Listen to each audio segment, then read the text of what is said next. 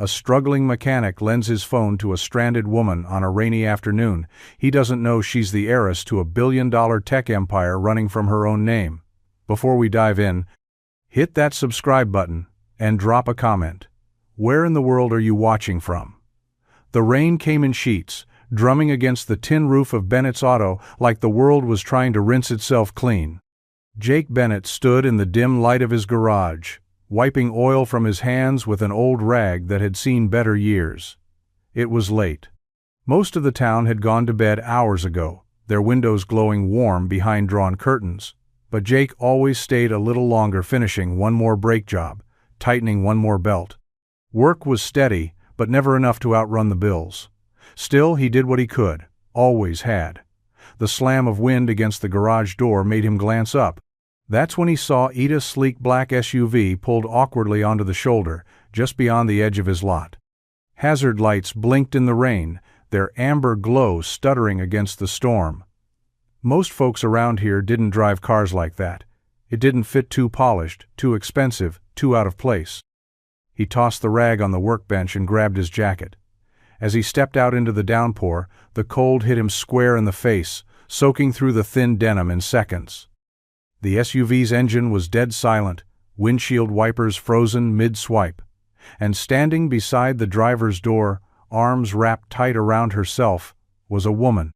She looked up when he approached, strands of wet hair plastered to her cheek. No umbrella, no coat, just a soaked cream sweater, clinging to a frame, too proud to shiver. "Need some help?" Jake asked, raising his voice over the wind. She nodded once. "My phone died. Car just shut off. I think I took a wrong turn about 10 miles back." Her voice was steady, controlled. But her eyeshazel, glassy, carried something else entirely. Jake reached into his pocket and offered his phone. "You can use mine." She hesitated, then took it carefully, like it was something delicate.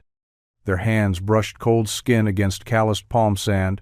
For half a second, she looked at him like he was the first real thing she'd seen in days. Jake didn't ask for her name. Not yet. Some people showed up in your life with warning. Others arrived like a storm. She stood under the glow of the flickering street lamp, hair slicked to her face, rainwater running down the sleeves of her sweater. The kind of tired she wore wasn't just from the weather, it was bone deep. The kind that settles behind the eyes and doesn't let go. Jake watched her hold his phone like it might bite, thumbs hovering unsure. "Are you sure it's okay?" she asked, glancing up. Jake nodded, stepping back to give her space. "Go ahead. You look like you need it more than I do."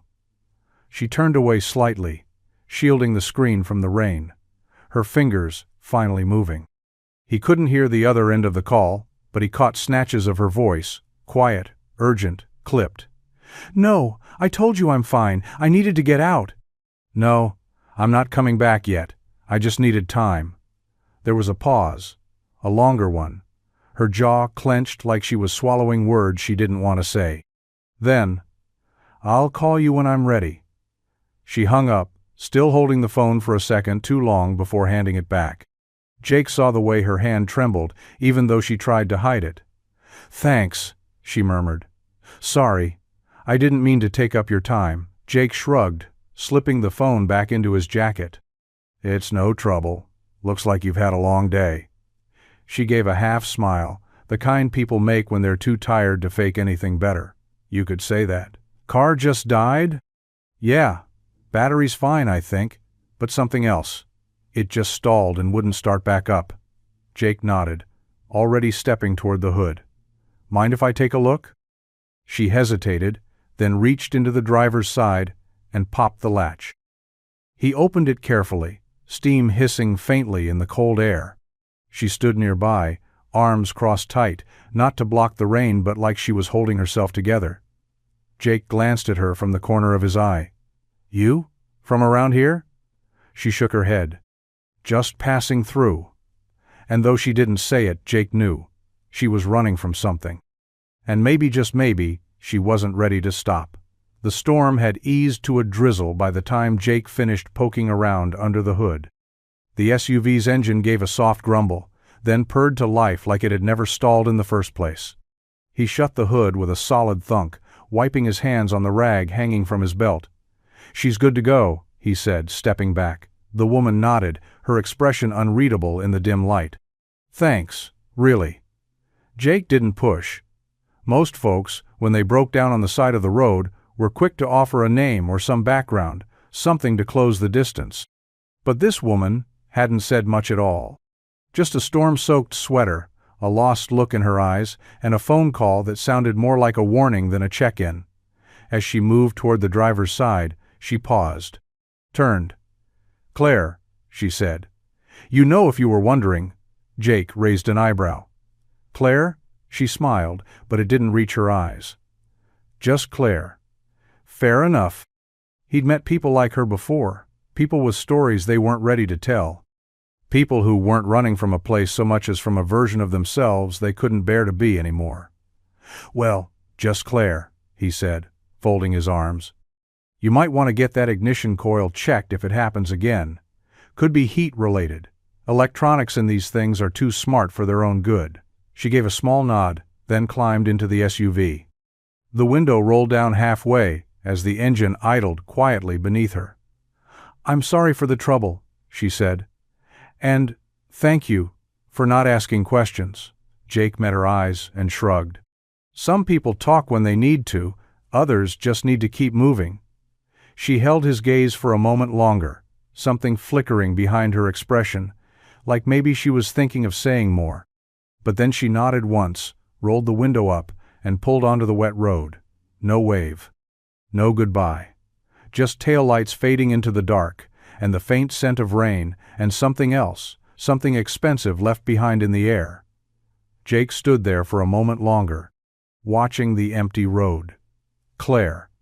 He had a feeling that wasn't her real name. Floor-to-ceiling glass framed the San Francisco skyline, the kind of view reserved for the few who owned pieces of the city. Inside the sleek Langford Innovations boardroom, tension crackled beneath the surface of polished professionalism. Suits lined both sides of a long obsidian table, faces stern, eyes glued to the screen at the head of the room.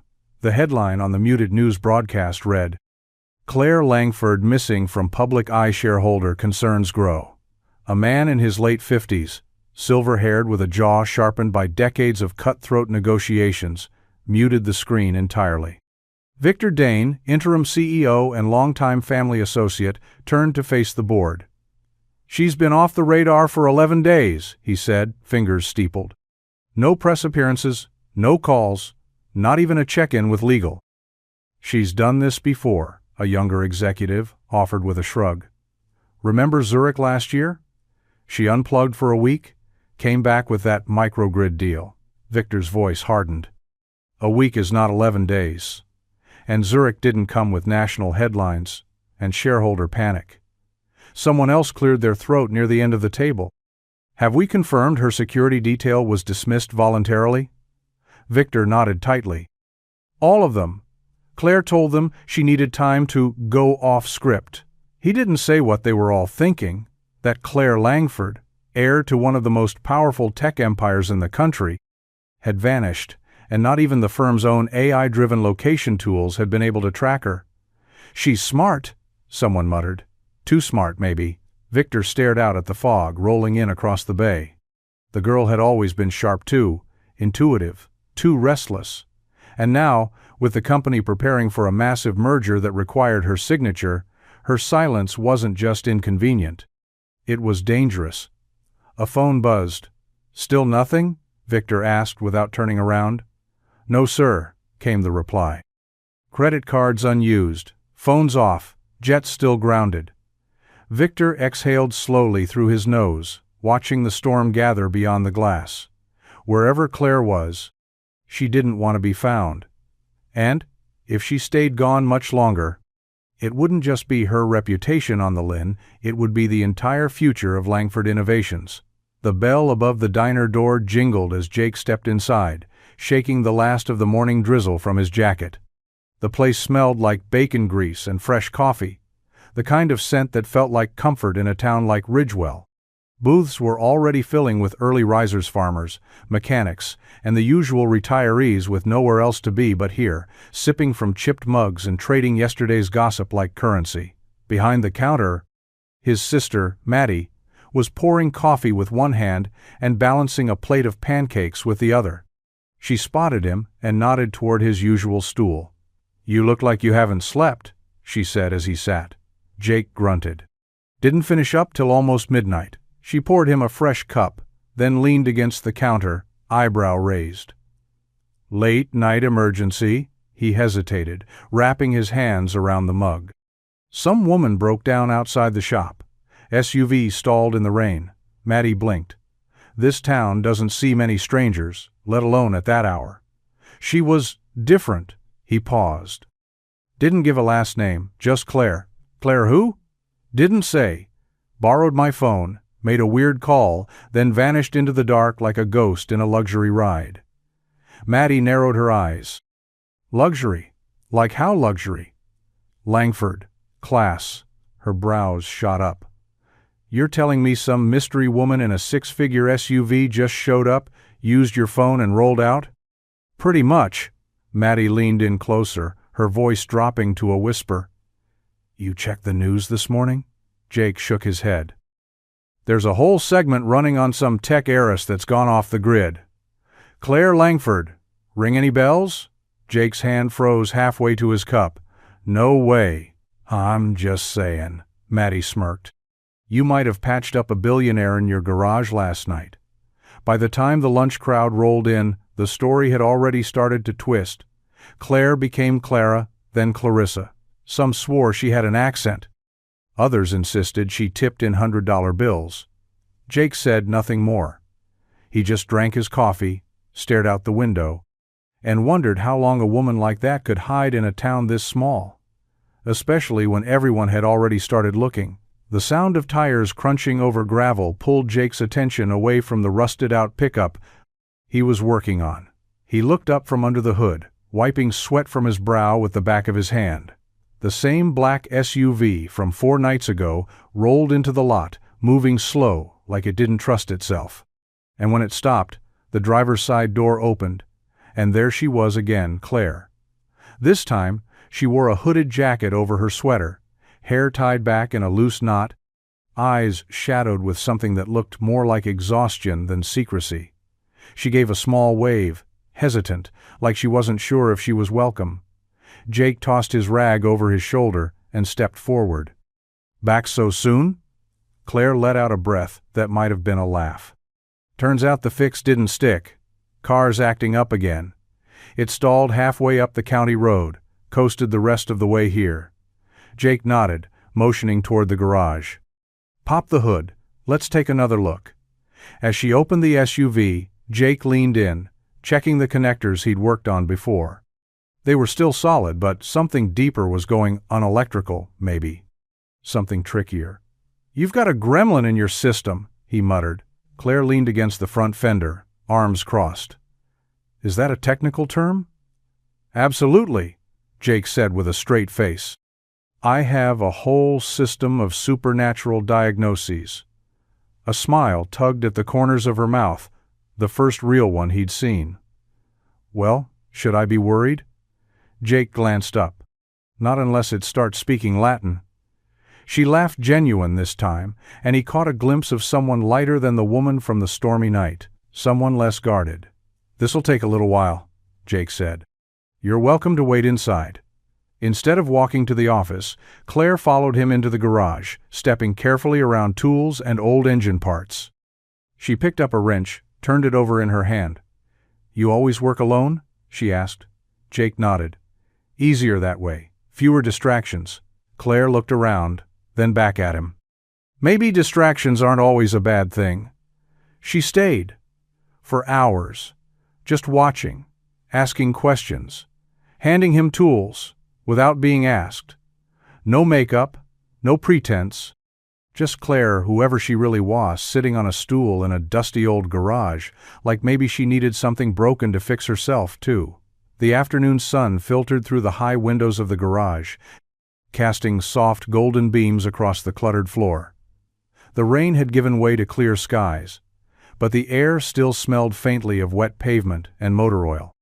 Jake worked with a steady, rhythm-focused, methodical, the kind of quiet a man learns when his hands speak louder than his words. And beside him, seated on a rolling stool with her sleeves pushed up and a smudge of grease on her cheek, was Claire. She handed him a socket wrench without being asked. "You're getting good at this," Jake said. Giving her a sideways glance, Claire smirked. "I learn fast." She didn't say much, but she didn't need to. There was a calm about her today, less tension, less armor, like she'd let the weight she carried sit beside her, if only for a while. "So," Jake said, tightening a bolt, "this corporate break you're on? Long planned or sudden escape?" Claire hesitated. Somewhere in between. He didn't push. She'd given him enough, in that answer, the kind of in-between that usually meant something had gone wrong, and someone didn't want to talk about it. "I used to think I wanted everything," she continued after a pause, brushing her hair out of her face. "The fast-paced life, power, control, but lately all of it feels noisy." Jake nodded, not looking up. "Noise'll do that, make you forget what quiet sounds like." Claire watched him, her expression softening. "And you? You ever get tired of this?" He wiped his hands and leaned back, considering. "The work? No. It's honest. Something breaks, you fix it. Doesn't lie. Doesn't pretend. People, though." Claire raised an eyebrow. "People what?" "They're trickier," he said with a half-smile. "You can't torque someone back into alignment." She chuckled, then looked down at her hands cleaner than they'd been, but still marked with the day's work. "It's strange," she said. "This place, it all feels real in a way. Nothing else has for a long time." Jake didn't respond right away. He just met her gaze, something unspoken passing between them like a current. And for a moment, the whole world slowed, just two people in a sunlit garage, sharing borrowed time before the noise came rushing back. The screen door creaked open, and the familiar patter of small feet echoed through the shop before Jake even looked up. "Dad?" Lily's voice called out, tentative but curious. "In the back, kiddo?" he answered, wiping his hands on a towel as he stepped away from the engine bay. Lily peeked around the corner, her backpack nearly as big as she was. Her long brown hair was pulled back in a crooked ponytail, and her oversized hoodie nearly swallowed her whole. She paused when she saw Claire, her wide eyes blinking behind thick-rimmed glasses. Claire looked up from the engine she'd been helping with, brushing a strand of hair behind her ear. "Hey," she said gently. "You must be Lily." Lily nodded, inching closer, her usual shyness kicking in like clockwork. She was slow to warm up to people, especially new ones. Especially adults. Claire knelt to her level. "I'm Claire. I'm sort of a temporary assistant around here." Lily studied her for a moment. "You don't look like a mechanic." Claire smiled. "I hear that a lot." Jake watched from the side, arms folded, trying not to interfere. Lily was cautious, but her curiosity usually won out. "What's wrong with the car?" Lily asked, stepping a little closer. "Stalling," Claire said. "Your dad thinks there's a gremlin living in the wires." Lily snorted. "That's not a real diagnosis." Claire grinned. "You're right, but it sounds cooler than faulty sensor input." That earned her a small smile from Lily, and that was something. "You like tech?" Claire asked. Lily perked up. "I built my own weather tracker with a Raspberry Pi. It sends alerts to my tablet when it's gonna rain. Mostly." Claire blinked, clearly impressed.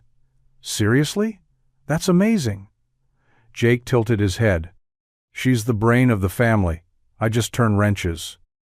Claire looked at him, something soft in her eyes. "Brains and wrenches. Sounds like a good team." Later, as the sun dipped low and the tools were put away, Claire sat beside Lily on the office steps, listening as the girl explained her homemade coding project. Claire didn't check her phone once, didn't look distracted. She was just present. And as Jake watched them laugh over an old robot Lily, built from scrap parts, he felt something unexpected settle in his chest. something warm. Familiar. Claire didn't fit into their world, not really. But for a moment, it didn't seem to matter. Because some truths didn't need to be said out loud to feel real. The diner smelled like fresh coffee and cinnamon rolls, its worn red booths filled with regulars who didn't need menus and never had to ask for refills. Morning light slanted through the front windows, casting soft lines across the checkered floor.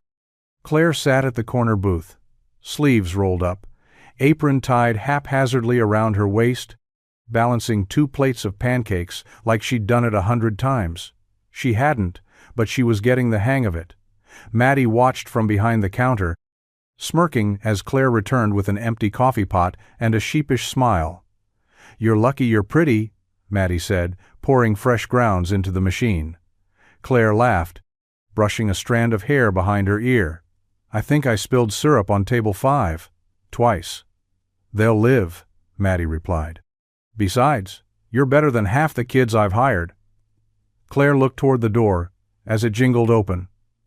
Jake walked in, cap pulled low, hands in his jacket pockets. He paused when he saw her. "You're still here?" he asked, surprised. Claire shrugged, reaching for a mug. "I like it here." Jake slid into his usual booth. "Didn't take you for the apron type." "I didn't either," she said, setting the coffee in front of him. Turns out small-town charm is mildly addictive. Jake sipped, watching her over the rim of the mug. "You hiding out, Claire?" She didn't answer right away. Instead, she sat across from him, her expression thoughtful. "I'm figuring things out," she said finally. "The world I come from doesn't have a lot of quiet. People are always moving, always performing. Here, things feel slower, more honest." Jake nodded slowly. "People here still lie. They just can't hide behind a 10-story building when they do it." Claire smiled faintly. "Maybe. But it's the first time in a while I've wanted to stay in one place, even if it's just for a little while." They sat like that for a while in no pressure, no demands, just the sound of clinking silverware and soft conversation around them. Jake didn't ask what she was running from. She didn't explain why she stayed. Some people talk about everything. Others say what they mean in the silence between coffee sips. And in that silence, something was starting to grow. Something steady. Something real. It was a quiet Sunday afternoon when Claire stopped by the house. Jake had invited her for dinner. Nothing fancy, just chili in a crock pot and cornbread that Lily insisted on helping with. The kind of meal that didn't ask for much but gave everything it could. The house was modest, lived in, clean, but not polished. The kind of place where shoes by the door meant you were home and hand-drawn pictures hung proudly on the fridge. Claire wandered into the living room while Jake stirred the pot in the kitchen. Lily sat cross-legged on the floor with a large poster board spread out in front of her, glue sticks and markers scattered around her like a small hurricane. Claire crouched beside her. "What are you working on?" "It's for school," Lily said, uncapping a marker. "We have to make a family tree, pictures, names, stuff like that." Claire smiled. "That sounds fun." "It is," Lily said, then paused. "Mostly." Claire watched her carefully as Lily reached into a small shoebox and pulled out a stack of old photos. Jake holding baby Lily, a blurry snapshot of her late mom, smiling by a Christmas tree, and a crayon drawing labeled "Me and Dad," with stick figures under a rainbow. Lily held up the drawing proudly. "That's me when I was 5, Claire smiled, her hand brushing over the edges of one of the photos. "You were adorable," Lily grinned. "Still am." Claire chuckled, but her fingers lingered on a picture of Jake and his wife, a candid shot full of laughter and light. Something in her expression shifted just slightly. A tightening around her mouth. A softness in her eyes that bordered on pain. Lily looked up. "Do you have pictures of your family?" Claire's smile faltered. "Not with me." "Do they live far away?" Claire's gaze drifted to the window, unfocused. "You could say that." Jake watched from the kitchen doorway, drying his hands on a dish towel. He didn't interrupt. He knew that look, that distance, that ache that hid behind carefully chosen words. Claire handed the photo back gently. Your family tree's going to be beautiful, Lily. Lily nodded. You can be on it if you want. Claire blinked, startled. I mean, you're kinda like family now, Lily said, matter of fact. Claire smiled, but it wavered. Thanks, sweetheart. That means more than you know. Because in that moment, the child had offered something Claire hadn't had in a long time: belonging. And it hurt in a way that was almost healing. The elevator doors opened with a soft chime, and a man in a dark overcoat stepped into the top floor of Langford Industries headquarters. His shoes made no sound against the gleaming marble floor as he walked past glass-walled offices filled with tension and unanswered questions. He wasn't part of the usual corporate machineno badge, no clipboard. Just sharp eyes and an aura that made people sit up a little straighter. Victor Dane stood at the far end of the hall, arms crossed, looking out over the fog-draped skyline like he was trying to see through it. He turned as the man approached. You're late, Victor said flatly. The man shrugged. You said discreet. Discreet takes time. Victor motioned toward the corner conference room, where a screen displayed an array of headlines and still images. Claire Langford vanishes before major merger, missing or making a move. And one particularly tabloid-worthy one. Tech princess gone off. Grid. We can't afford to let this get out of hand, Victor said. The board is jumpy, media's circling. Investors are asking questions I don't have answers to. And you want me to find her? The man replied, calmly taking a seat. I want to know where she is, who she's with, and what she's planning. Whether she walked away or was helped. The investigator leaned back, eyeing the photos on the screen. Claire at a gala. Claire stepping into a black car. Claire smiling on stage at a product launch. 100 carefully curated versions of the same woman. And if she doesn't want to be found? Victor's jaw tightened. Then you find her anyway. The man nodded slowly, pulling a leather notebook from his coat. Last known location? Victor handed him a file. Inside, credit card statements, an unused flight itinerary, the canceled driver service, and a copy of the resignation letter Claire had drafted but never sent. She disappeared 12 days ago, Victor said. No phone activity, no bank transactions. She walked off the edge of the map. The man stood. Then I'll start where the map ends.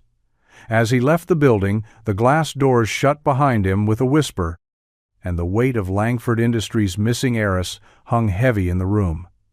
Because if Claire Langford didn't want to be found, she might have picked the one place no one expected. The sun had dipped low behind the grade ridge, casting long, golden streaks across the shop floor. Jake worked quietly beneath the lifted frame of a beat-up Jeep, the clatter of tools softened by the hush of early evening. The garage door was open just enough to let in the breeze, warm and laced with the scent of pine and cooling asphalt. Claire had been inside the office most of the afternoon, sorting bolts by size for a shelf reorganization Jake hadn't even asked for. She said she liked having something to do, said it helped her think. He hadn't argued. From under the Jeep, Jake heard the soft murmur of her voice.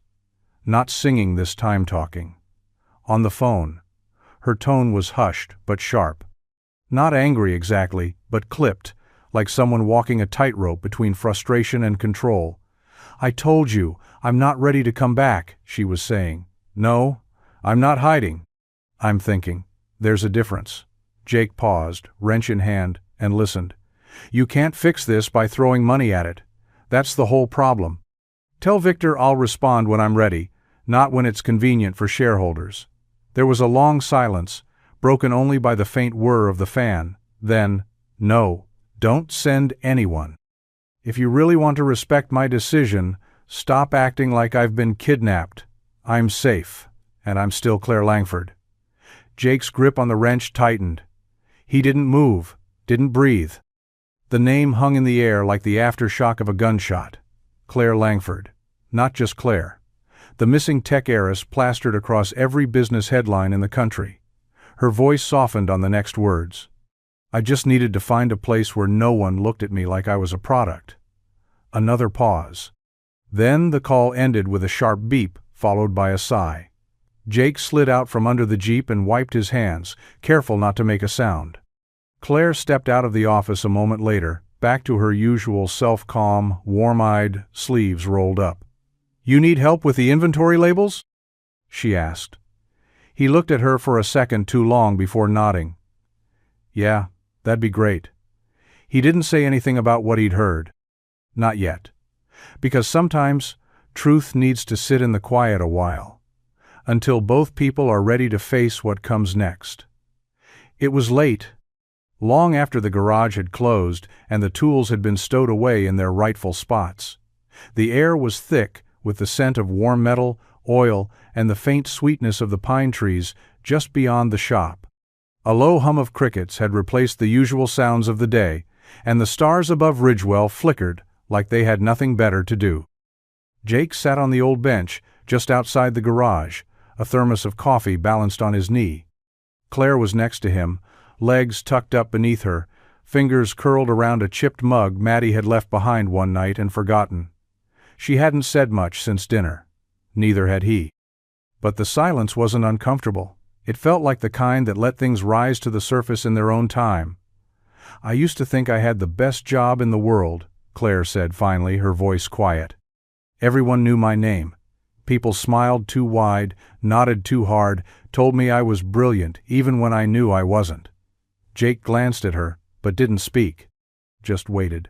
"But then I started noticing things," she continued. "The way people looked at me before I walked into a room versus after they Googled me. How Claire didn't exist anymore, only Langford. Only what I could give them." She stared out at the night, her expression unreadable in the dim light. "I couldn't tell who was real. Who wanted to be near me because of Minot, the board seat or the name or the money. Even friends felt curated. Like the world had turned into this polished, high-def version of reality and I was just a brand inside it." Jake nodded slowly, watching the steam rise from his cup. "So you left?" She looked over at him. "I needed one honest place. Somewhere no one knew my name or cared about what I ran. I didn't come here looking for anything fancy, Jake. I just wanted to breathe." He was quiet for a moment, then said, "Well, Ridgewell's got air to spare. It's the one thing this place'll never run out of." Claire laughed. But there was something heavy behind it. Grief, maybe, or relief. Jake didn't ask her what she planned to do next. He just passed her the thermos, let the silence settle again, and stayed beside her as the night stretched long and quiet and real. The next afternoon, the garage doors were flung wide open, letting in a steady stream of late spring sunlight. The scent of cut grass drifted in on the breeze, mixing with the usual perfume of oil, rubber, and heat. Jake was hunched over the hood of an old Ford that hadn't run right in years, sleeves rolled to his elbows, a streak of black grease trailing down one forearm like war paint. Claire stood beside him, holding a wrench with the careful focus of someone trying not to mess it up. "Okay," Jake said, glancing at her over the top of his sunglasses. "Loosen that bolt right there half a turn, slow and steady." Claire crouched slightly, hands tight on the tool. "You sure you want me doing this?" "You already passed the hardest test," Jake said. "Oh, what's that? You showed up again." She gave him a look, but her lips curved up as she turned the wrench, her movements hesitant but careful. A soft clunk followed, and Jake nodded in approval. "There you go, natural." Claire wiped her brow with the back of her hand, leaving a smudge across her temple. Jake didn't mention it. She looked more at ease than he'd ever seen, her hair pulled into a loose bun, a borrowed flannel tied around her waist, fingers smudged with oil. In the corner of the shop, an old radio crackled with static before slipping into a smooth, bluesy guitar riff. Jake let the music fill the space between them, the kind of sound that didn't ask questions, just filled the silence without demanding anything in return. Claire leaned back against the car, breathing heavier than she expected. "No wonder your arms look like that. This stuff's a workout." Jake laughed. "Should have told you car repair was just another form of therapy. Grease and grit, better than half the self-help books out there." She smiled, then looked around the shop like she was seeing it for the first time as a dusty old garage, but as something else. Something steady. Real. Thanks for teaching me, she said quietly. Jake shrugged. Everyone's got something to fix. He didn't say what was unspoken, that not everything broken was made of metal. And as Claire picked up the next tool, shoulder brushing his just slightly, it felt for both of them like maybe, just maybe, the repairs were finally starting. The clip was barely a minute long. Grainy, unplanned, caught from across the street by a teenager on his phone who had just stopped for a soda at Maddie's diner. It showed Jake hunched over the open hood of a vintage Mustang, his sleeves rolled, sun glinting off the sweat on his neck. Claire stood beside him, laughing as he explained something with a socket wrench in hand, smudges on her cheek and grease on her jeans. It was casual. Real something about the easy rhythm between them made it feel more like a scene from a feel-good movie than a small-town Tuesday.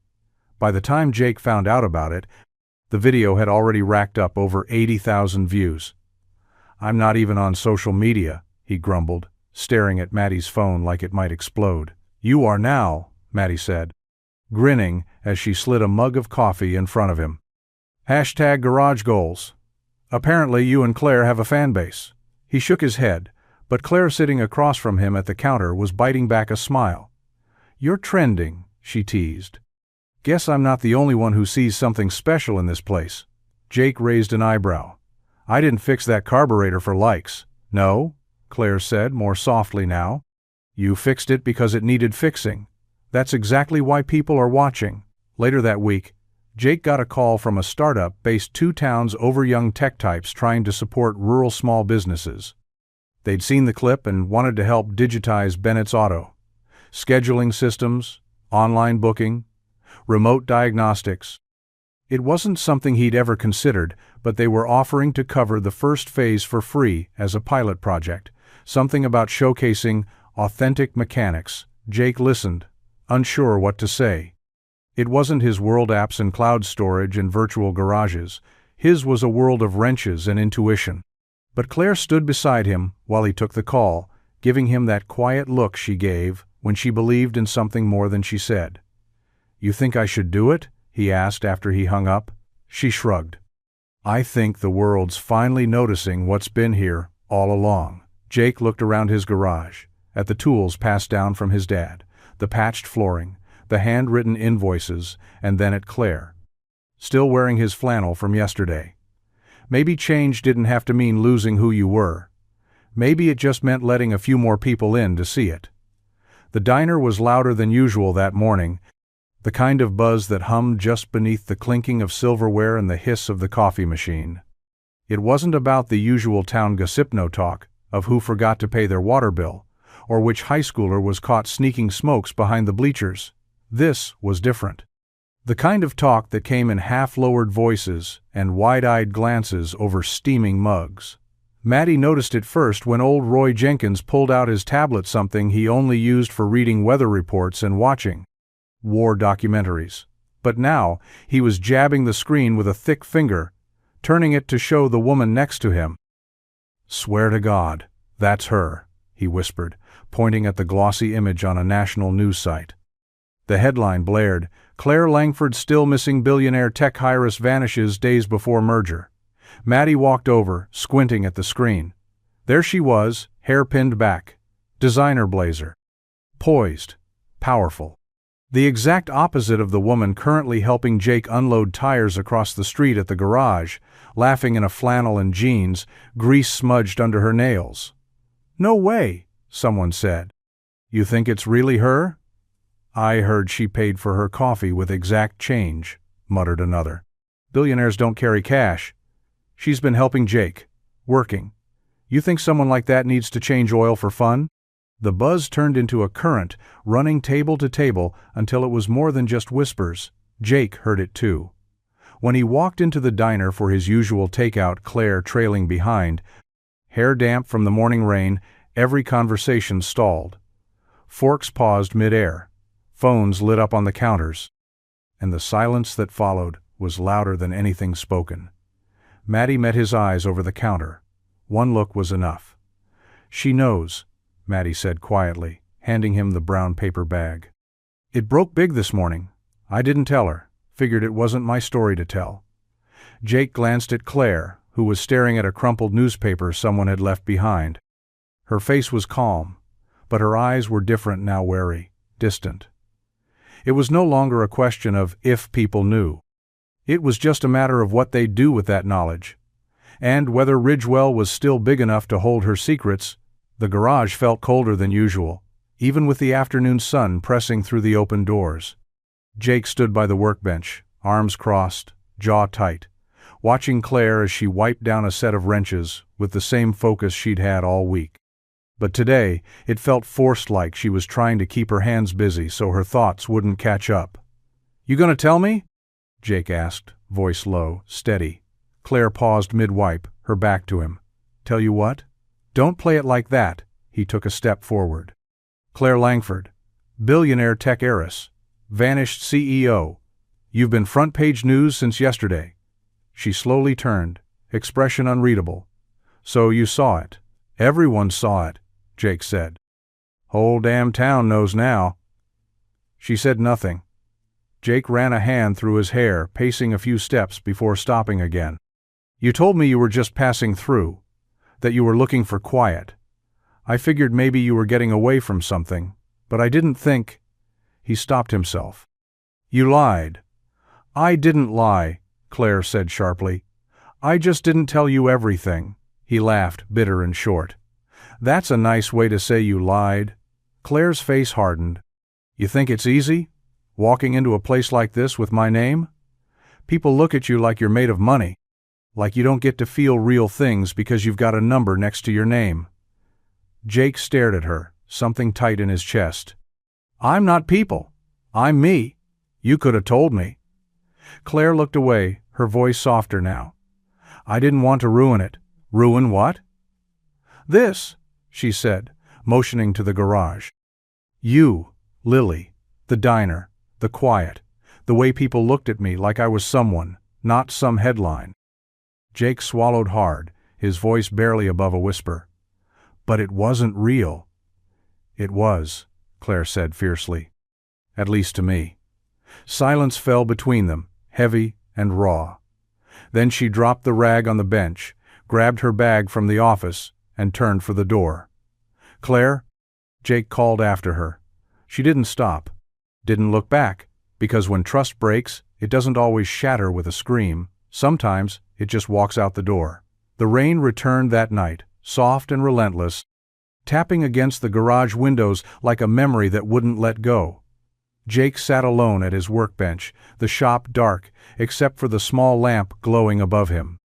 His hands were idle, fingers resting on a half-dismantled carburetor he hadn't touched in over an hour. Across the room, the photograph still hung crooked on the bulletin board. Most people probably didn't notice it, the faded edges, the tiny tear in the corner. A woman with bright eyes and wind-blown hair leaned against an old red Chevy, Jake beside her, grinning like the world couldn't touch them. Her name was Erin. He hadn't spoken it in months. He heard Lily's soft footsteps before she spoke. She stood in the doorway, wrapped in her blanket, her voice small. "You okay, Dad?" Jake forced a smile. "Just thinking." She patted closer and leaned against him. "Is it about Claire?" Jake hesitated. "Yeah, her and some other things." Lily didn't press. She never did. She just sat with him, patient in that way only kids seemed to understand when adults couldn't find the words. After a long silence, Jake said, "Did I ever tell you how your mom died?" Lily shook her head. He stared at his hands, jaw clenched. "She was driving home from work. It was late. She was on that stretch of Route 17, near the quarry. A truck came into her lane, driver asleep, but the car she was in, it didn't react." Lily's brow furrowed. "Why?" "It was one of those early self-driving prototypes," Jake said, his voice low. "It was supposed to override in case of danger, supposed to protect her." Lily was quiet. Jake's throat tightened. "It didn't. The software failed. There was an investigation. Some design flaw in the sensor calibration. They tried to bury it, said it was unpredictable. But I read the reports. I know the name stamped on that system. He looked up at the rain-tracing lines down the garage window. Langford. Lily didn't say a word. She just rested her head against his arm. And Jake sat there in the dark, caught between two truths he couldn't escape. The woman who'd left, and the one who'd built the machine that didn't stop. The rain hadn't let up by morning. It was the kind of gray that pressed against the windows and soaked into your bones. Claire sat alone in Maddie's diner, the corner booth empty except for her coffee, untouched and gone cold. She'd heard about Jake's wife, an hour ago heard it from Maddie, who hadn't meant to say it but had said it anyway. The words tumbling out with that same quiet sympathy people use when they don't realize how deep a wound really goes. Self-driving failure, Langford Hardware.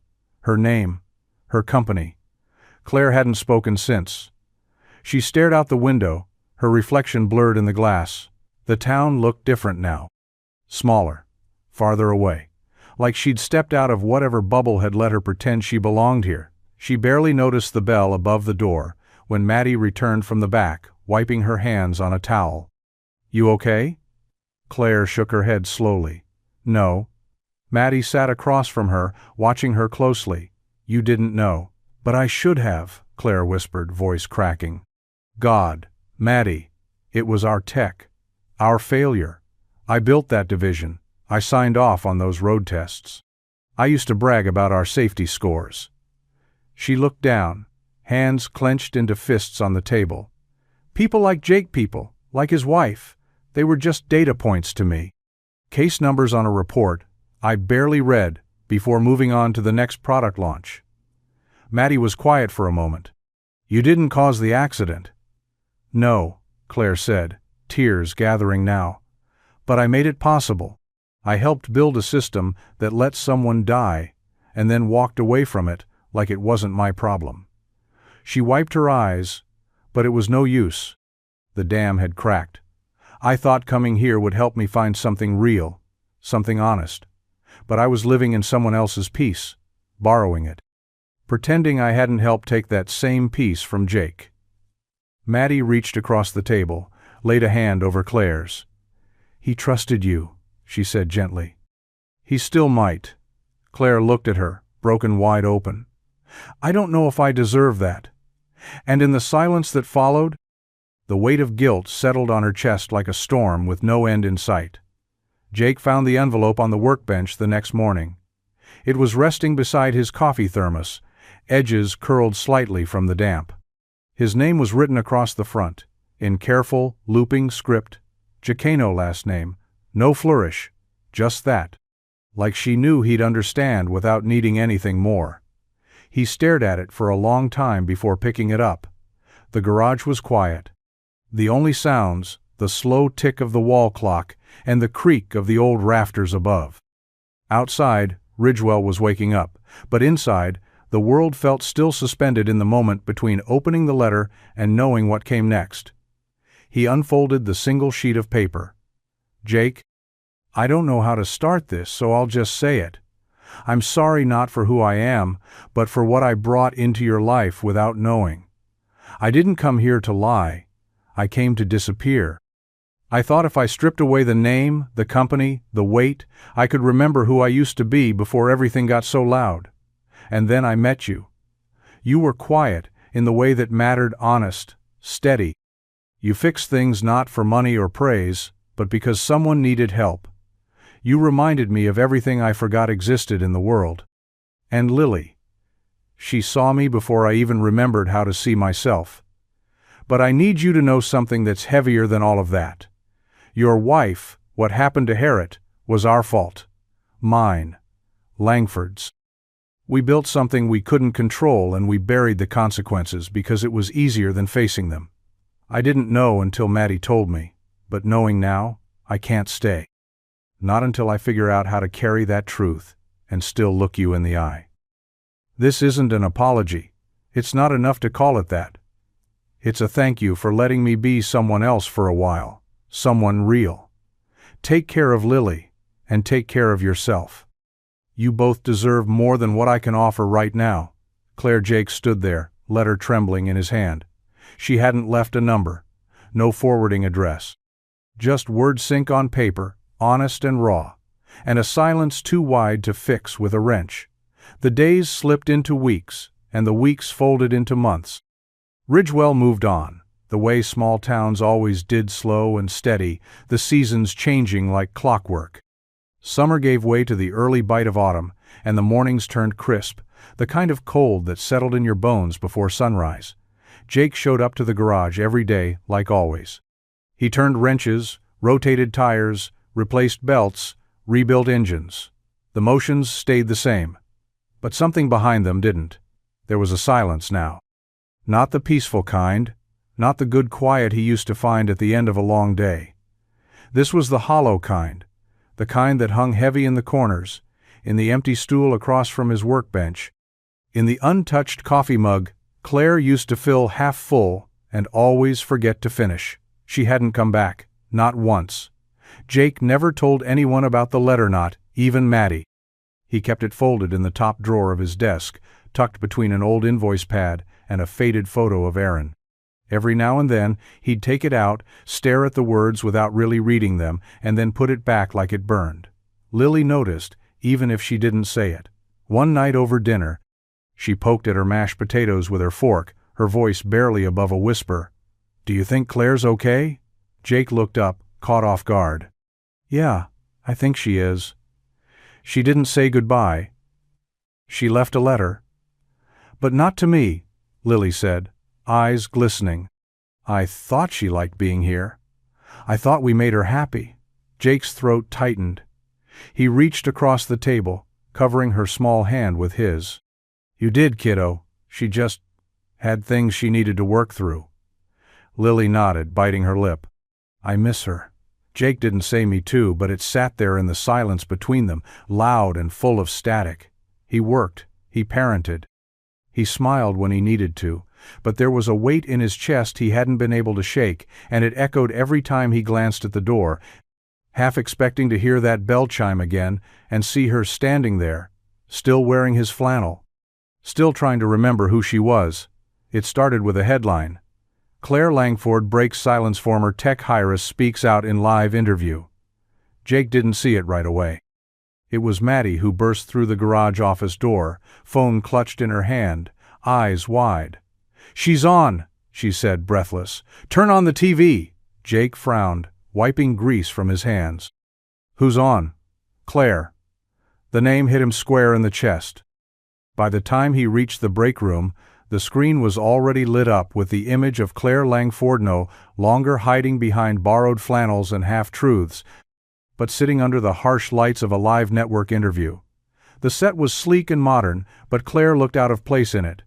She wore a simple navy dress, hair pulled back, no jewelry. There was no branding, no polish, just her. The interviewer's voice cut in. "So, Claire, you disappeared. You walked away from Langford Industries in the middle of a billion-dollar merger. People say you ran." Claire met the camera head-on. Her voice was steady, but her eyes carried something deeper. "I didn't run. I left. And I left because I couldn't look at what we were building anymore and pretend it was still about people." She spoke clearly, calmly, about the board's obsession with control, about how profit had overtaken ethics, about systems rushed to market without proper oversight. She talked about the reports that had been buried, the whistleblowers, silenced. And then, with a breath that seemed to come from somewhere deep inside her, she said it. There was a system failure, a fatal one. It cost a woman her life. And we buried it. I let that happen. I didn't read the report the way I should have. I trusted people who didn't deserve it. And I'm done letting that slide. The studio went quiet. "I'm stepping away," she continued. "From the company, from the board, from the name. Langford can survive without me. But I can't survive if I keep pretending that what happened wasn't partly my fault." Jake watched, unmoving, as the screen zoomed in just a little closer on her face. She looked different, now lighter, even through the heaviness of her words. And though she didn't say it out loud, every syllable sounded like it was meant for someone far away, in a quiet garage, in a town too small for news vans. For someone who still mattered. The phone rang just past 7 p.m. cutting through the hum of the old ceiling fan above Jake's kitchen table. He was halfway through, balancing a stack of invoices. Lily sprawled nearby doing homework, her pencil tapping in a slow rhythm. Most calls at that hour were spam, or Maddie reminding him to bring extra chairs for Sunday dinner. He almost let it go to voicemail until he saw the number. Unknown, no location. But something about it made him stop. He answered on the third ring. Yeah? There was a pause. Then, a breath. Familiar. Soft. Careful. Hey, Jake. His heart skipped. He stood slowly, walking to the back door, as if instinctively needing space. Quiet. Air. Claire. Another pause, but this time she didn't fill it with explanations. I saw the video, he said. I figured you might. You meant it? He asked, not unkindly, just uncertain. Claire's voice came through like a steady line on a stormy radio, quiet but real. Every word. I wasn't trying to fix anything with that interview. Not the company. Not my name. I just needed to say the truth. Jake leaned against the porch rail, the sun dipping low behind the trees, turning the yard into shades of bronze and shadow. I wanted to call sooner, she continued. But I didn't want to bring any of the noise back into your life. You didn't ask for any of this. I didn't, he agreed. But I didn't ask you to leave either. Claire's breath hitched. I know, and I'm sorry. Silence stretched between them, but it wasn't heavy this time. It was full of something unspoken, something tender, uncertain. I'm in Maine, she said quietly. At a friend's cabin near the coast. No boardrooms, no headlines. Just me and the ocean and a very judgmental cat. Jake chuckled, despite himself. Sounds like you're surviving. Some days, she said. Some days I think about Ridgewell, the garage, Lily, you. Jake closed his eyes. We think about you, too. I'm not asking for anything, Claire said softly. No second chances, no promises. I just needed to hear your voice. He stood there in the fading light, words slow to come. I'm glad you called, Claire, and for the first time in a long while. Neither of them felt quite so far away. Jake stood alone in the garage, arms folded, eyes fixed on the half-repaired engine in front of him. The shop lights buzzed faintly overhead, casting soft shadows on the floor, but he wasn't really seeing any of it.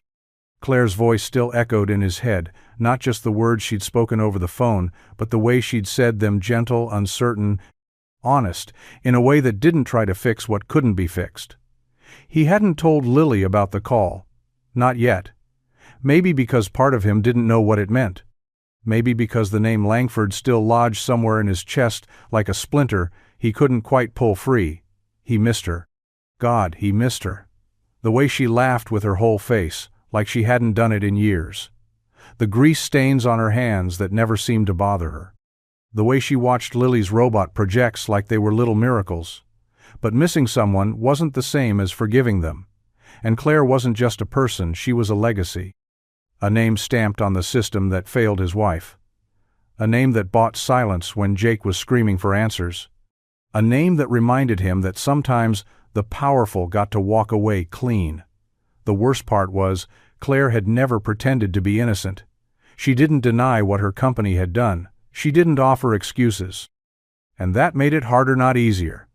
It would have been simpler if she'd just been a villain. The front door creaked open, and Lily stepped into the shop, her coat zipped to her chin, hair tucked into a beanie too big for her. You okay? She asked. Jake blinked, realizing he hadn't moved in nearly 10 minutes. Yeah, just thinking. About Claire? He looked at her, startled. Lily shrugged. I figured. You always get quiet when you miss someone. Jake smiled faintly, then nodded. Yeah, about Claire. Lily moved closer, tugging at a wrench with her small hands. If she came back, would we be mad at her? Jake didn't answer right away. He just looked at his daughter, at the spark in her eyes that Claire used to light up. Second chances, he said quietly, aren't free. You have to fight for them. Forgive, without forgetting. Lily tilted her head. Would you fight for her? Jake looked down at his hands, steady, worn, unsure. I don't know, he said honestly. But I think I want to try. It was one of those slow Saturday mornings, the kind where the world outside felt hushed by fog and time stretched a little longer between coffee sips and toast crumbs. Jake sat at the kitchen table, staring into his mug like the answers might float to the surface if he stared hard enough. The garage was closed for the day, and the stillness in the house only made the space Claire had left behind feel bigger. Lily padded in, wearing mismatched socks and her favorite hoodie, dragging a crumpled blanket behind her like a cape. She climbed into the chair across from him, legs swinging, quiet for a moment as she studied his face. "You thinking again?" she asked, like it wasn't the first time that week she'd caught him staring at nothing. Jake smiled weakly. "Yeah, just got a lot on my mind." Lily didn't say anything right away.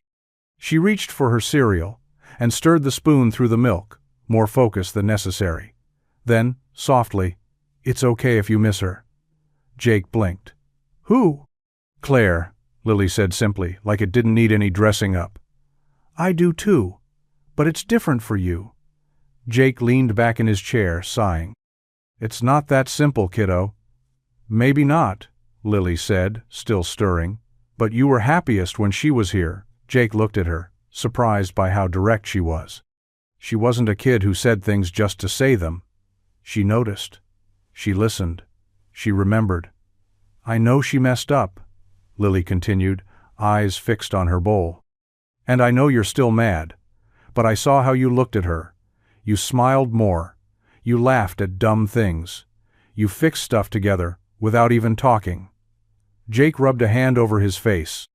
"You're too smart for your own good." Lily shrugged. "Mom made you happy once. Claire did too. Doesn't mean you have to pick. Just means maybe some people come back when they're supposed to." Jake stared at her for a long moment, his heart heavy and warm at the same time. "She was real," he said quietly. Lily finally looked up and smiled. "I know." And in that small kitchen, with the fog pressing in and the day still beginning, Jake realized something simple. And true, his daughter had seen what he hadn't been ready to admit. Sometimes, the people who break something in you are the same ones who help you heal it. The road stretched out in front of him like a ribbon, unwinding through the countryside long, winding, quiet. Jake had been driving for nearly 2 days, the old trailer rattling behind his truck, carrying something he'd spent the last month building in silence, not just a car, but a message, a gesture, maybe even a beginning. He didn't call, didn't text, he just went. Claire had mentioned Maniance, briefly, a cabin near the coast where the world didn't chase her. Maddie had tracked down the name of the friend who owned it, and Jake, after too many sleepless nights, finally asked for the address. The cabin was tucked away beneath a canopy of pine, the ocean murmuring just beyond the trees. When Jake pulled up the long gravel drive, the late afternoon sun was sinking low, casting warm light over the weathered porch and the swing that hung, unmoving, from a rusted chain. Claire was sitting there, a blanket draped over her knees, a mug in hand. She looked up when she heard the engine cut, squinting into the sun. And then she froze. Jake stepped out of the truck and walked to the trailer. With quiet, careful movements, he undid the straps and lowered the ramp. The car inside gleamed with a fresh coat of powder blue, its chrome polished to a mirror. It was an old '78 Convertiblia Langford prototype, one of the first production models ever made. Claire's first car, the same one she had once told him she learned to drive in. The one she said made her feel free, before life turned into boardrooms and bodyguards. Claire stood slowly, eyes wide. "Jake, what is this?" He shrugged, hands shoved in his jacket pockets. "Picked it up from a collector in Denver. Needed some work, but I had time." She walked toward the car, hands trembling as she touched the fender. "I can't believe you remembered." "I remember everything you said," Jake replied quietly. Claire turned to him, eyes glassy. "Why?" He took a breath, heart thudding in his chest. Because I needed to know if you still meant it what you said. About finding something real. About choosing something honest. He reached into his jacket and pulled out a small velvet box, not flashy, not staged, just simple. Claire stared, stunned. I didn't come here with a plan, he said. But I came with a question. He opened the box. Inside, a ring sat nestled between grease, smudged velvet. Not perfect, not flawless, but real. Can we try again? Claire didn't answer with words. She stepped forward, wrapped her arms around him, and nodded against his chest. Because some promises don't come with fanfare. They come with a rebuilt engine, a long drive, and the courage to ask. The stars came out slowly that night, one by one, like they were taking turns lighting the sky. The ocean whispered beyond the trees, and the wind carried the salt through the open cabin windows. Jake and Claire sat out back, away from the world, away from the past, the repaired car gleaming softly in the moonlight behind them. No titles, no pressure, no noise. Just two people, and the space between them no longer wide, no longer heavy. Claire curled her hands around a chipped mug of tea, bare feet tucked beneath her. Jake leaned back in an old Adirondack chair, his fingers stained from the drive, a comfort he no longer needed to hide. You didn't have to fix the car, she said. Her voice quiet. I didn't do it for the car, he replied. Claire smiled softly, glancing at him. I figured. They sat for a long while, saying nothing, but it wasn't silence anymore. It was understanding. It was the kind of peace that only comes after everything's been broken and slowly, painfully, put back together. I used to think I had to earn people's love, Claire said after a while. Like I had to prove I was more than my name, more than the company. I spent years building something that never really knew me. Jake watched her, not interrupting. But when I was in Ridgewell, with you, it was the first time I felt seen without performing. Like I wasn't a version of myself. I was just Claire. Jake took a sip of his coffee, then looked at her. You were always Claire. I just waited for you to believe it. She let out a slow breath, eyes glistening but calm. And you? He shrugged. I stopped fixing things I couldn't change a long time ago, but you made me want to try again. Claire reached out, her fingers brushing his. So what now? Jake smiled. We figure it out. Together. No headlines, no noise. They sat like that for a long time, no longer mechanic and heiress, not fixer and broken. Just two people who had finally tuned into the same signal, borrowed once, but now, finally, theirs. The fire crackled low in the hearth, throwing amber light across the cabin walls. Outside, the sea churned beneath a silver sky, waves breaking rhythmically like a steady heartbeat. Jake sat on the rug, his back against the couch, fingers tracing the rim of a chipped mug that had long since gone cold. Claire sat across from him, knees drawn up, blanket draped loosely around her shoulders. They'd been quiet for a while, but this silence felt different. Not avoidance, not uncertainty, just waiting. For something that needed to be said. Jake cleared his throat, his voice low. You never asked about her, Aaron. Claire looked up slowly, meeting his eyes. I didn't want to push. You should know, he said, if we're going to do this. Claire nodded, bracing herself. Jake took a deep breath. We were married 8 years. She was stubborn as hell. Laughed too loud. Always sang in the car. She loved old music and iced coffee in the dead of winter. The kind of person who felt like home even when she was pissed at you. He paused, blinking hard. She was driving home from a night shift. I was supposed to pick her up, but I was behind on a repair and told her to take the new Karth prototype a buddy let us borrow to test out. It had an early Langford autonomous system. Lane correction, auto brake, all of it. Claire's breath caught. A truck veered into her lane, Jake said, his voice tight now. And the system didn't respond. Didn't swerve, didn't brake, just didn't do anything. She was gone before the paramedics got there. Claire stared at him, eyes glassy, her face pale in the firelight. "Jake, I'm so sorry. I spent months screaming into silence. Lawsuits, paperwork, people apologizing on behalf of the company. And not one of them meant it."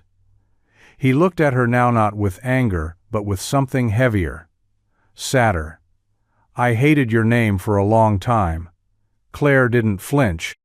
She just nodded, tears brimming. "I won't defend what we did," she said softly. "I wasn't behind the wheel, but I helped build the machine. I let people cut corners. I didn't ask enough questions.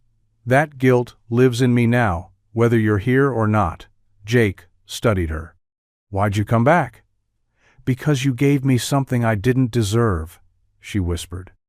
"A chance to feel human again." The fire popped softly, sparks rising. Jake reached across the space and took her hand, not to forgive everything at once, but to show her that maybe, just maybe, she'd started to earn it. The sign went up in early spring, hand-painted, simple, and mounted just above the bay doors of the garage. Bennett, Langford, Workshop, Learning Center. It looked a little out of place beside the old rusted signage and oil-stained driveway. But that was the point, something new growing from something solid. Jake stood on a ladder, squinting in the morning sun as he hammered the last nail into the wood. Claire held it steady from below, her hair pulled back, sleeves rolled up, paint smudged on her cheek. She grinned up at him. "You know, you could have gone with something flashier." Jake climbed down and handed her the hammer. "We don't do flashy, we do functional." Inside, the garage had been transformed, not completely, but enough. The main bay still housed old trucks and busted sedans, but the back wall now held rows of tidy workbenches, toolkits, and bins full of salvaged tech parts. A whiteboard leaned against the wall, covered in equations and half-finished sketches of robots and circuits. And in the corner, perched on a stool with her sleeves rolled up and her eyes sharp with focus, was Lily, leading a group of kids in assembling a basic motor from recycled fans and donated wires. Claire watched them from the doorway, arms crossed, a quiet pride softening her features. "They listened to her?" Jake said, stepping beside her. Claire nodded. "She's a natural. She gets it from her mom," he said. "But the confidence? That's new. That's you." Claire looked over, surprised. "Me? You believed in her. Showed her that what she loved wasn't weirded, was powerful." Claire looked away, smiling. "I think maybe I needed to see that for myself, too." They'd spent the last few months designing this together, combining Jake's hands-on knowledge with Claire's reach and vision. Grants, donated equipment, local volunteers, a place where kids could learn to take things apart and, more importantly, put them back together. "Feels good," Claire said softly. "Doing something that isn't about stock prices or headlines." Jake nodded. "It's more than a garage now." Claire slipped her hand into his. "It's a second chance." And as the bell above the shop door rang and the sound of laughter drifted in from the workshop floor, they knew they weren't just rebuilding machines anymore. They were rewriting what it meant to carry a name, and what it meant to leave something better behind. The "For Sale" sign had barely hit the grass when Claire pulled it out. It was a small house on the edge of Ridgewell, nestled between a row of old maples and a stretch of quiet road that led to nowhere important. The roof needed a little work, the porch sagged in the corner, and the inside smelled faintly of dust and old books, but to Claire, it felt perfect. Not like a hideout, not like a layover, but like a decision. Jake pulled up just as she was unlocking the front door, his truck rumbling to a stop behind her rented sedan. He stepped out slowly, leaning against the doorframe, arms crossed, watching her with that half-smile he wore when he didn't know whether to tease her or kiss her. "So," he said. "You buying or squatting?" Claire turned to him, grinning. "Buying. Paperwork signed. Closing next week." Jake raised an eyebrow. "You sure you're ready to give up that ocean breeze and coffee on the cliffs?" Claire shrugged. "Turns out I like the smell of motor oil and burnt toast more." He chuckled, stepping onto the porch. "What made you choose this place?" She looked around at the chipped shutters, the overgrown garden, the fence that would need replacing, and smiled softly. Because it's not shiny, it's not curated. It's mine, and I chose it. She glanced back at him. This time, I'm not passing through, I'm building something. Jake reached for her hand, threading his fingers through hers. So, this is home now? Claire nodded. Yeah, it is. Inside, the floors creaked and the windows stuck, but the light poured through the front room like it belonged there. A future could grow in places like this. Quiet, rooted, real. Later that week, Lily would bring over a box of books and claim a spot on the window seat. Jake would fix the porch swing. Claire would plant flowers, badly, and laugh when half of them came up crooked. And no one would call it temporary. Because Claire Langford had walked away from the world once, and now, she was choosing where to stay. The garage was quiet that night, golden with the last streaks of sun slipping through the wide bay doors. Claire stood at the far end, sleeves rolled to her elbows, elbow deep in an old carburetor Jake had sworn was just for practice. The workbench was cluttered with parts bolts, gaskets, and a smudge-covered notepad with Jake's barely legible handwriting in the margins. You sure this isn't a setup? Claire called over her shoulder. Feels too clean for something that's supposed to be busted. Jake leaned against the wall, arms crossed, trying and failing not to smile. Might be. I just did too good a job wrecking it. She narrowed her eyes, pulling the top plate off carefully, only to pause.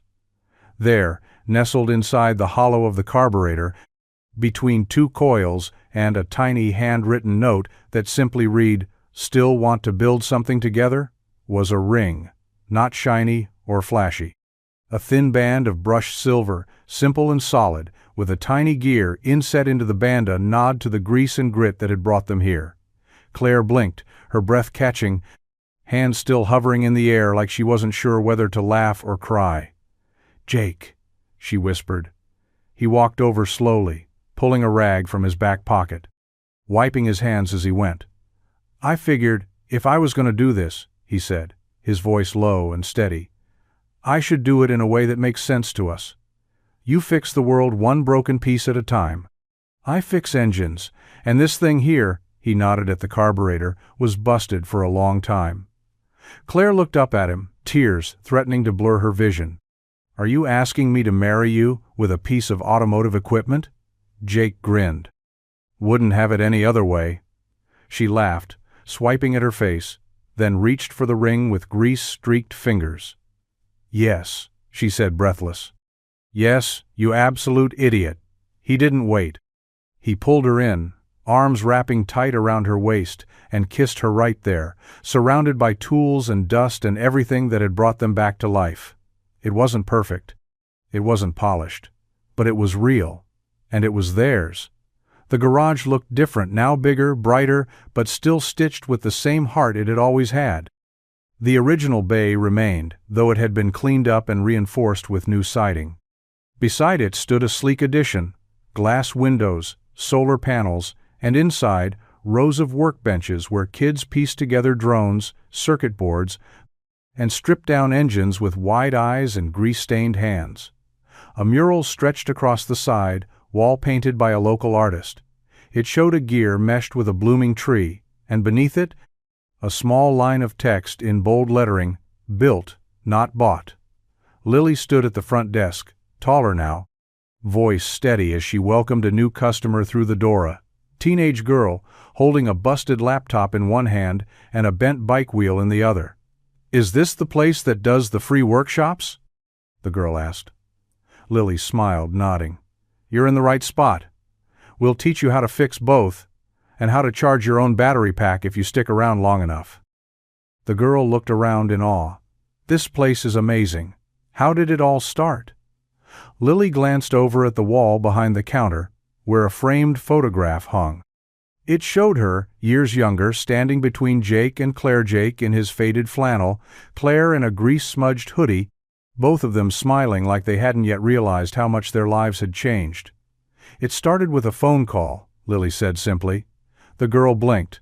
"A phone call?" "Yeah." Lily leaned on the counter, her voice dipping like she was about to share a secret. A woman's car broke down. My dad gave her his phone. He didn't know who she was.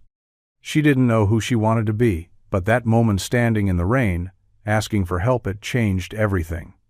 Outside, Claire walked across the lot with a clipboard, laughing with a group of students.